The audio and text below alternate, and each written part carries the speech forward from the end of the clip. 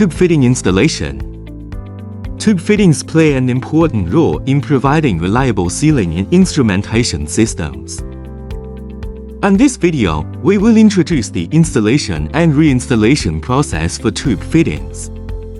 Tools needed for installation: vise, open end wrench, tube cutter, deburring tool, and marker. JPE fittings are designed and manufactured under strict quality control. They can withstand high pressure, vacuum, vibration, and temperature changes. A complete JPE fitting includes 4 components: body, front ferrule, back ferrule, and nut. Reliability and safety are crucial to precision parts. Tube fitting components from different manufacturers may look the same, but they are not necessarily made to the same technical standards.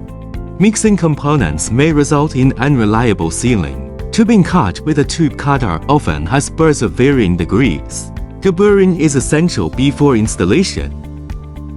Both internal and external burrs must be removed. Finally, check if the tube end is deformed after cutting. Any amount of deformation may cause leakage.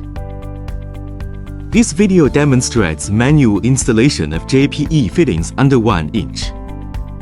When you receive JPE fittings, they come pre-assembled and ready for installation. There is no need to disassemble before use. Doing so may introduce dirt or foreign matter into the fitting, compromising the seal and causing leakage. The standard installation procedure includes 3 steps. Step 1. Insert the tube fully into the fitting body until it bottoms out.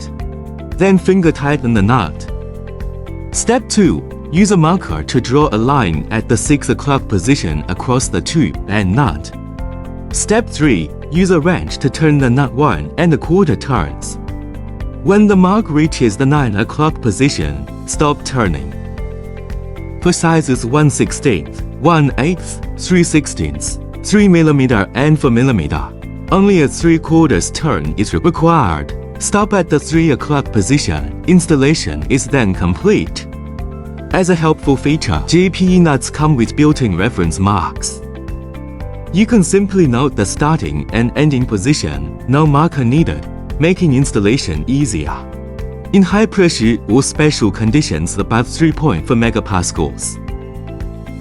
After hand tightening, use a wrench to ensure the tube cannot be pulled out or rotated. Then use the marker to mark the 6 o'clock position again. Turn the nut 1 1/4 turns with a wrench, and stop when the mark reaches the 9 o'clock position. Turn pressure into power.